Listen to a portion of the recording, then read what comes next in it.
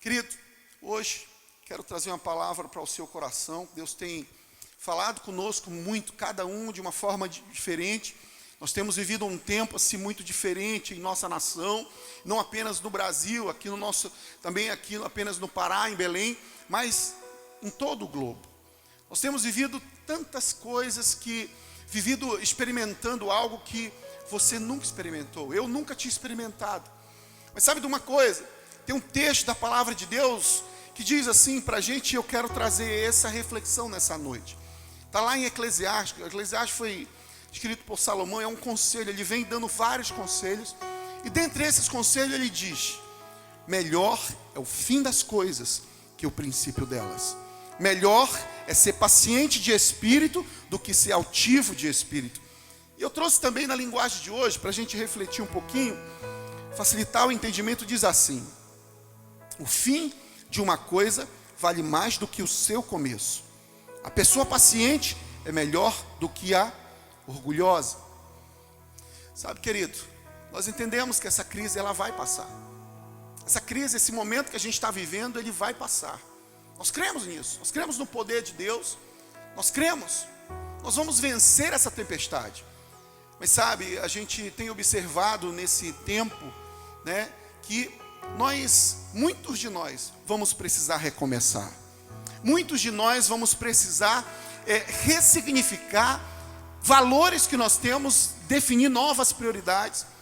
Empresas, às vezes tem muitas empresas que, sabe, elas estão fechando as suas portas, ou já fecharam as suas portas, e elas vão começar de novo. Esse empresário, essa pessoa que está me vendo, me ouvindo, vai ter que começar do zero. Sabe, também tem muitas demissões. Talvez você que está me vendo também foi demitido. Você talvez vai precisar começar do zero, começar de novo. Tem muita gente que tem perdido os seus entes queridos. E talvez vai ter que recomeçar de novo a vida de uma outra forma, de uma forma que, entendendo o que está acontecendo, e a vida vai seguir. Sabe, às vezes também a gente precisa pensar um pouquinho que como é interessante esse texto que fala que é o melhor o fim das coisas do que o início delas, porque às vezes isso tem muito a ver com o nosso dia a dia. Às vezes a amizade que a gente estabelece, no começo parece ser algo assim tão bom, sabe, a pessoa que você conhece, como é bom, meu amigão, minha amigona, uma pessoa que realmente, ou então um relacionamento que a gente inicia, a gente olha, né, diz, é a mulher da minha vida, é o homem da minha vida, eu vou casar, e aí tudo parece flores no início. Mas essa palavra diz que o melhor é o fim das coisas do que o início delas. Melhor é o fim das coisas do que o início delas. E nós precisamos entender que começar do zero, reiniciar, é didático.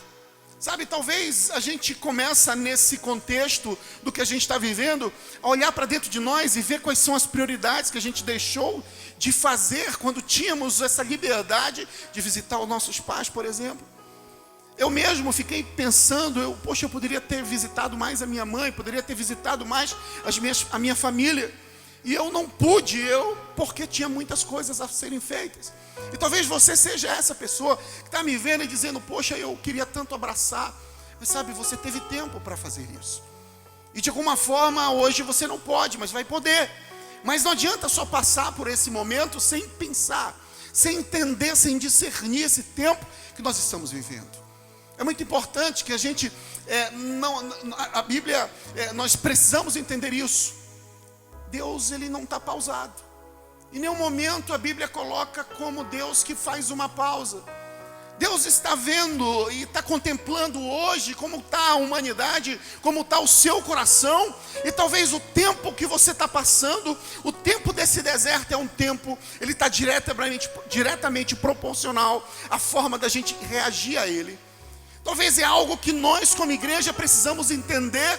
E talvez a saída dessa crise, a saída desse problema está no posicionamento da igreja. Está no posicionamento da igreja. Porque uma coisa eu tenho convicção: a saída para nossas vidas está na mão poderosa do grande eu sou. Ele é poderoso e justo. Mas sabe de uma coisa? Nós temos o livre-arbítrio, nossas escolhas. Nós precisamos fazer essa reflexão.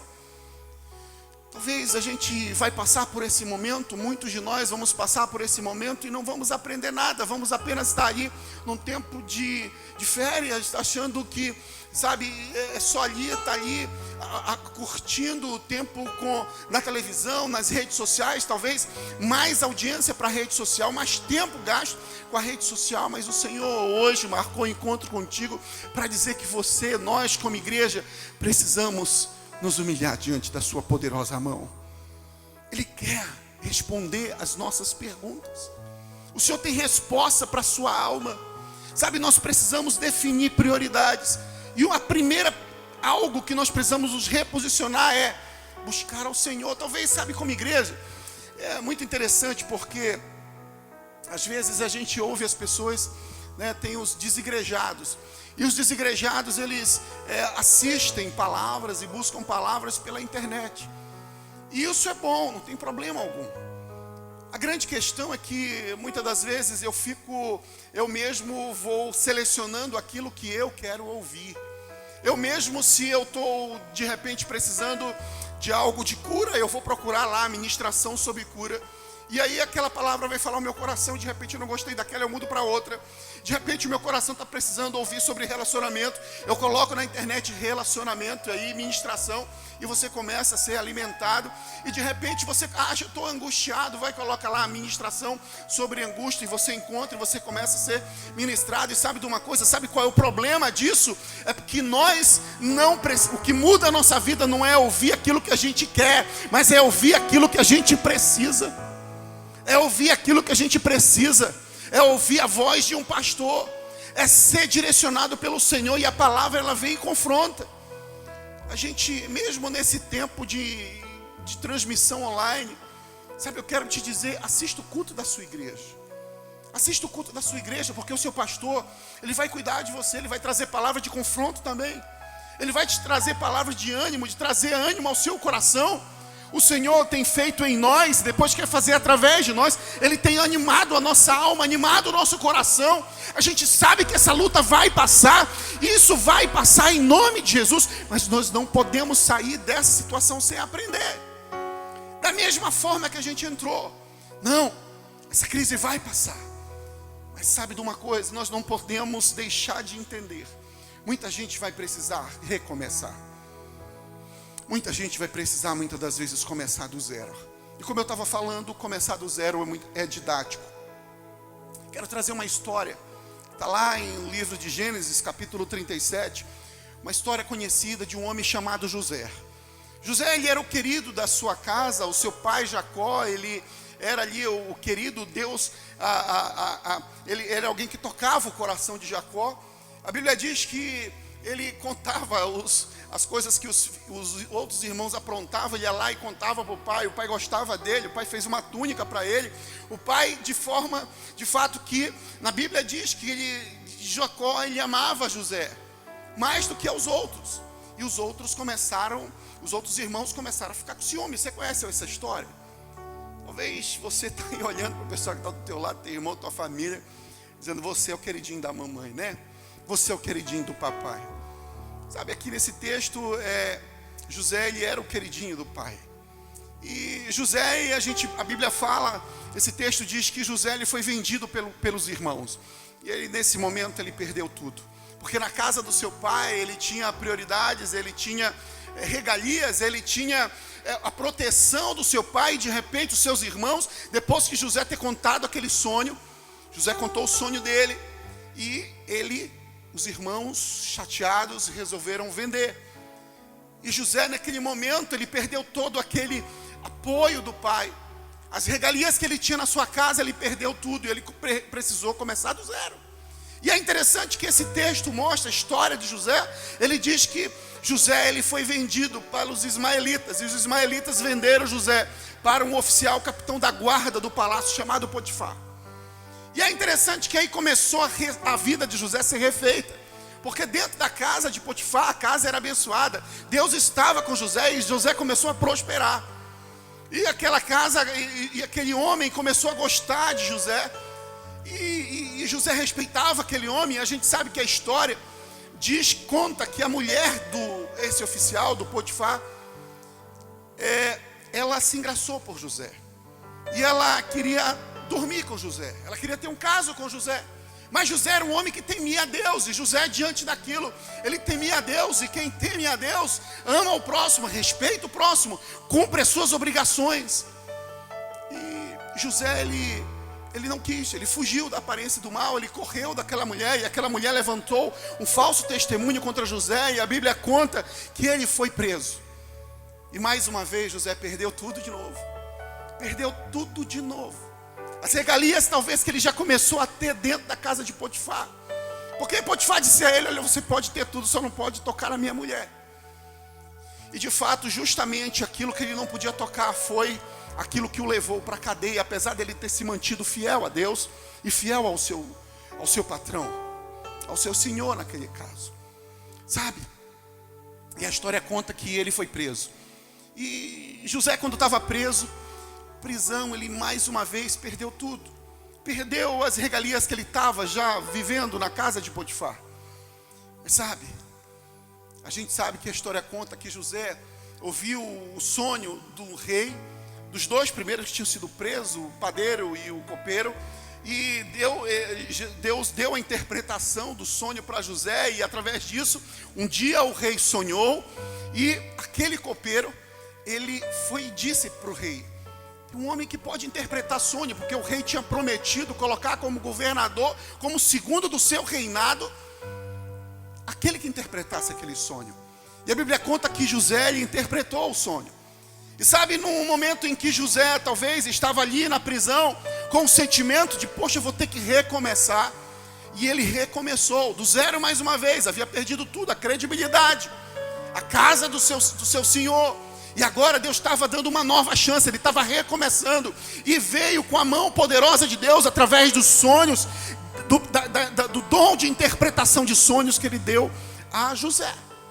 E a Bíblia diz que José foi colocado como governador ali do Egito. José, ele era o segundo homem.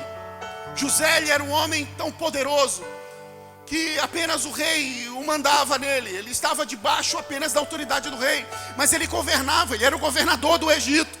E José, ele se tornou alguém poderoso, alguém influente, alguém estratégico, alguém que previu a crise. Ele proveu, ele evitou que aquele povo, mesmo que não conhecesse a Deus, não passasse por aquela crise. E a Bíblia fala que lá na terra do pai de José, Jacó, ele achava que José tinha sido morto. E a Bíblia conta que os irmãos de José foram lá e pedir ajuda. E José reconheceu aquele irmão. E eu não quero me ater muito na história, mas é no propósito que Deus te abençoa, mesmo que você precise recomeçar. Mas entenda, há um propósito nesse recomeço. Há algo que você e eu precisamos entender nesse recomeço, mesmo que seja do zero. Mesmo que seja onde você olha e não vê solução. Onde você vê que, como que você pode imaginar que alguém que era preso, estava preso e tinha sido vendido como escravo, e de repente, na casa do seu senhor aconteceu essa acusação, ele preso. Então, de onde ele poderia imaginar nas suas, por mais otimista que alguém poderia ser, mas como é que ia imaginar que ia se tornar o segundo do rei? É impossível. Mas sabe, a mão poderosa do Senhor, Ele é aquele que nos sustenta, e os seus planos são eternos para a minha vida, mas não apenas para abençoar a tua vida. Observe bem, porque José foi colocado rei naquele momento do Egito, não apenas para abençoar aquele povo do Egito, mas a Bíblia diz que ele não se vingou do seu irmão, ele proveu a casa do seu pai Jacó, ele também trouxe a família dele inteira para abençoar. E sabe de uma coisa? Da vida, do fruto de José, saiu duas tribos extraordinárias, Efraim e Manassés. Efraim e Manassés. Efraim foi uma das tribos mais dominantes do reino de Israel. Ela se tornou um sinônimo que se confundiu com o próprio reino de Israel. Foi algo tão poderoso, sabe? E aí eu entendo que Deus, Ele tem os seus propósitos, e propósito eterno. E talvez você olhe para a história de José, e eu quero te dizer que a história de José, ela não tem a ver com o egoísmo, apenas para colocar em local de honra, mas havia ali algo geracional, através da obediência e da fidelidade, da integridade de José.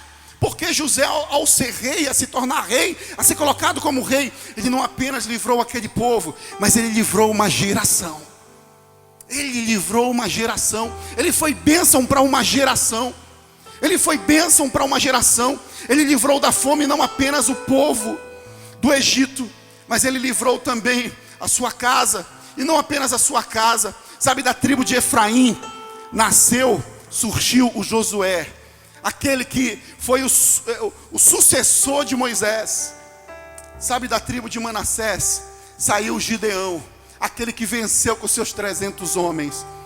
É tão poderoso quando a gente observa que José, alguém que talvez poderia achar que, meu Deus, eu perdi tudo, meus irmãos, a minha família me abandonou. Eu perdi tudo, e do zero como é que eu vou recomeçar? Talvez você seja essa pessoa que talvez olhe para o caos que você possa estar vivendo e acha que não há mais solução. Mas deixa eu te dizer, o mesmo Deus de José é o ontem, hoje, Ele é eternamente. Ele está aqui, Ele estará aí para abençoar e encorajar você a ressignificar aquilo que você está vivendo. Que o Senhor toque o seu coração, a sua alma, e anime o seu coração. Sabe, talvez, eu creio que eu tenho ministrado isso, eu creio que dessa crise, em meio a esse afastamento social, em meio a essa situação que nós estamos vivendo, novos negócios vão surgir. O mundo nunca mais será o mesmo. Você pode ter certeza disso. Os nossos cultos nunca mais serão os mesmos. Sabe, a igreja nunca mais será a mesma. O Senhor vai nos levar para um outro nível. O Senhor quer te levar para um outro nível. O nível da unção, o nível da multiplicação, unção dobrada sobre a tua vida. Mas você precisa entender que aquilo que nós estamos passando não é para nos matar, mas é para nos ensinar. E o Senhor pode transformar o nada em tudo, para salvar e abençoar uma geração. Nós cremos que logo o poder do Senhor, o fogo dele, o milagre dele, Deus, o Espírito Santo do Senhor será derramado sobre todos os corações, e toda língua confessará que Cristo é o Senhor, porque é isso que a palavra do Senhor diz, e a palavra dele não falha, é poderosa, é ontem, hoje e eternamente. Mas sabe de uma coisa? Tem uma outra história de alguém também muito conhecido, que hoje a gente está comemorando a sua ressurreição.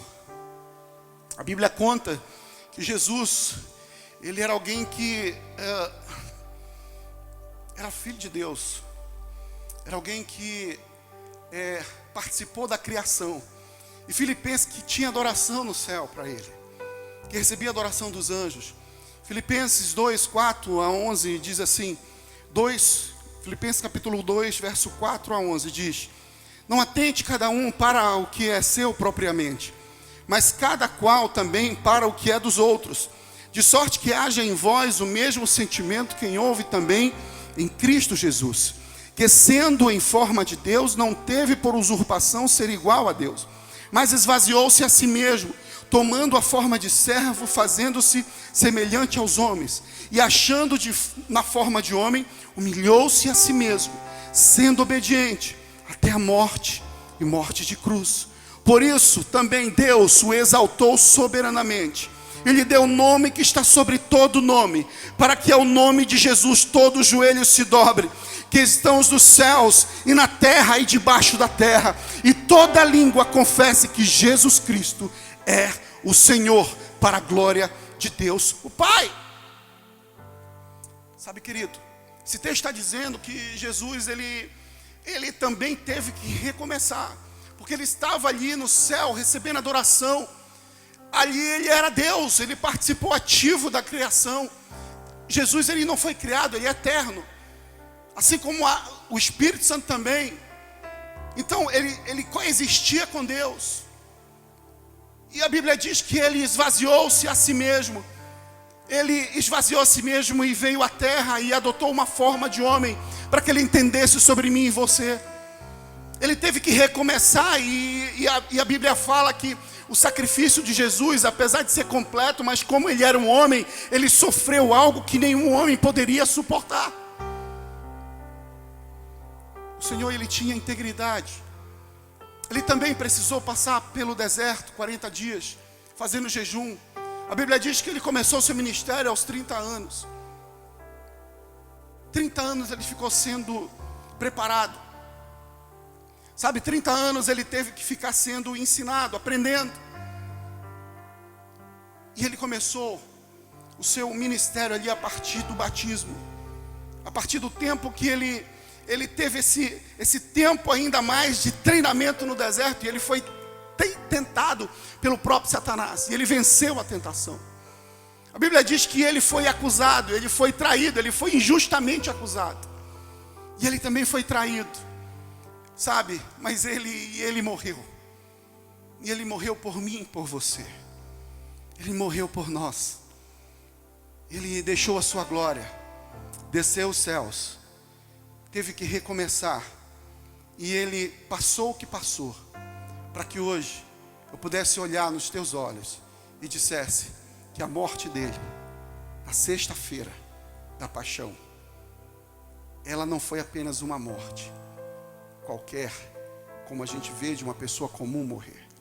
Ela foi uma morte que significou levar sobre ele os nossos pecados, levar sobre ele as nossas aflições, levar sobre ele a nossa angústia, levar sobre ele aquilo que nos tira a paz, levar sobre ele as nossas ansiedades, levar sobre ele os nossos pecados. Mas também nos leva para um local de renúncia, nos leva para um local de renunciar a nós mesmos, de olhar para nós. Marcos 8,34 diz: se alguém quiser vir após mim, negue-se a si mesmo, tome a sua cruz e siga-me. Sabe, a gente glorifica, a gente celebra a ressurreição de Cristo, e a gente quer participar da ressurreição de Cristo, mas a gente esquece que para que a gente ressuscite com Ele no domingo, é preciso morrer na sexta. E sabe o que é morrer para Cristo? É morrer para o mundo. É aceitar o seu sacrifício perfeito. Tetelestai, está consumado. O sacrifício foi perfeito, foi completo. Ele fez aquilo que eu não poderia fazer e ninguém poderia fazer. Ele esvaziou a si mesmo. E ele recomeçou. Não apenas tocou aquela geração, tocou apenas os discípulos, aqueles que tiveram contato direto com ele, mas há 2000 anos, ao longo da história da humanidade, tem tocado vidas, mudado história, e é a única palavra que nos conduz à vida eterna. O Senhor hoje, o exemplo de servidão como líder que ele era, hoje ele é estudado pelas empresas, é estudado pelos livros, é estudado pelas pessoas que agora começam a entender que a liderança servidora de Jesus é um exemplo a ser seguido. Ele não veio apenas para os seus, mas ele disse que aqueles que eram seus não receberam. Ele hoje está com a sua porta aberta. A porta da graça estará aberta para tocar a tua vida, para mudar o teu coração, para mudar a tua história, para trazer a paz à tua vida, para trazer a paz à tua família. Aleluia. Sabe de uma coisa? 1 Coríntios 15:19 diz: se esperarmos em Cristo, só nesta vida, somos mais miseráveis de todos os homens. Nós precisamos entender que as coisas que o Senhor realizou em nosso favor não tem a ver apenas com essa vida, não tem apenas a ver com as coisas que a traça corrói, não tem apenas a ver com aquilo que às vezes nos tira o sono, a falta do emprego, a empresa quebrando, a ameaça de uma doença. Não tem a ver apenas com isso, porque tudo isso Ele dará ordem para que os anjos nos guardem e tomem as nossas vidas, nos coloquem debaixo das suas asas poderosas. Sabe de uma coisa? Por mais que você esteja vivendo o propósito de Deus, esteja, sabe, não é pecado, não cometeu nenhum pecado, como Jó. Os amigos de Jó ficavam acusando e querendo que ele confessasse algo que ele não tinha feito. Assim também os discípulos estavam no barco e de repente veio aquela tempestade. Diante daquela tempestade, Jesus estava dormindo. Observe bem, querido, Jesus estava no barco. Jesus estava no barco. E alguém pode pensar: mas Jesus, se eu estou aqui fazendo a obra de Deus, cumprindo aquilo que Ele comissionou a mim fazer, por que eu estou passando por tempestade? esse texto mostra que Jesus ele estava no barco com os discípulos e as ondas vieram. Mas sabe, quando os discípulos foram buscar o Senhor como solução, ele mandou o mar se acalmar. E aqueles discípulos glorificaram a Deus e disseram: quem é esse homem que até o mar obedece? A voz dele até o vento se acalma, a tempestade passa. Ele está no barco, por mais que nós estejamos vivendo um tempo de adversidade, um tempo de luta, um tempo de desafio, emocionalmente, psicologicamente. Mas sabe, a voz dele traz a paz que vem dele excede o nosso entendimento, a paz que vem dele independe de circunstância, de momento, da economia, do governo. A paz que vem dele independe da circunstância. E a voz dele hoje para você é: calma, calma. Existe uma água tranquila para eu te conduzir. Existe pastos verdejantes para eu te conduzir. Eu sou o teu pastor. Eu dei a minha vida por ti. Essa é a palavra do Senhor para mim e para você nessa noite. Ele deu a vida dele por nós. Nós não podemos achar que o Senhor está indiferente às nossas causas, às nossas necessidades. Mas também nós não podemos esquecer que quem quer participar da ressurreição de Cristo precisa negar a si mesmo, precisa também passar pela morte, precisa negar a si mesmo, precisa passar pela cruz. Precisa passar pela cruz. Nós temos dito aqui sempre que na presença de Jesus nós temos novos começos. Nós temos dito sempre que com Cristo nós aprendemos a ter novos começos. Sabe, talvez você não consiga entender. Hoje eu estava falando com um líder nosso e ele estava dizendo: se eu não tivesse a paz que vem de Deus no meu coração, eu estaria revoltado, maldizendo.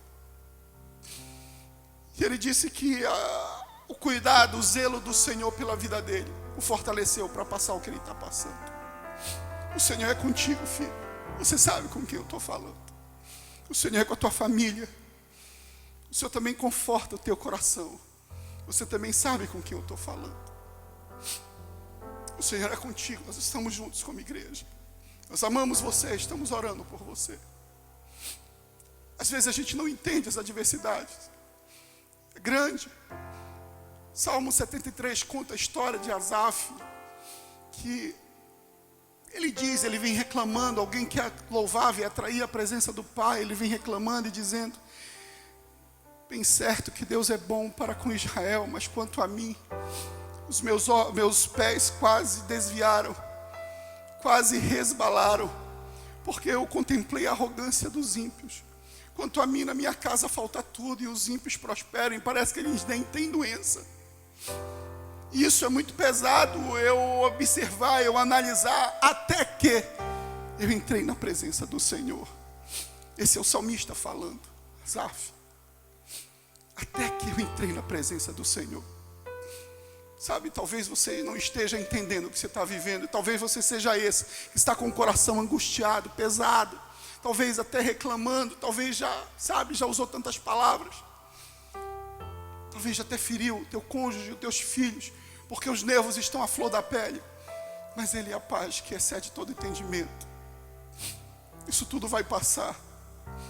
Nós vamos vencer, essas coisas vão ficar para trás. Lembre-se, o melhor é o fim das coisas do que o início delas. Todas essas histórias aqui, nós vemos que no início parecia que não havia saída, mas no final, um foi colocado rei, o outro foi colocado como governador. José foi colocado como governador. E Jesus, Ele é o nosso Salvador. Você pode dizer, mas era Jesus, mas Ele era homem, Ele era 100% homem. Ele também tinha seus desafios, ao ponto dele falar com o Pai: Pai, se for possível, passa de mim esse cálice, mas se não for possível, eu quero fazer a tua vontade. A Bíblia diz que quando ele estava no Getsemane, ele suou sangue. E a ciência diz que se alguém soa sangue, é possível desde que a pessoa passe por um nível de tensão muito grande, de angústia muito grande, e que as células sudorípatas, elas vão se romper, os vasos sanguíneos, e vão se misturar com suor, por causa da tensão, e é tão grande a tensão, e aí ela vai suar sangue. mas na verdade é o sangue misturado com o suor. A Bíblia diz isso, e hoje a ciência constata. E Ele passou isso por mim e por você, para te dizer que tudo vai passar. Essa história vai passar.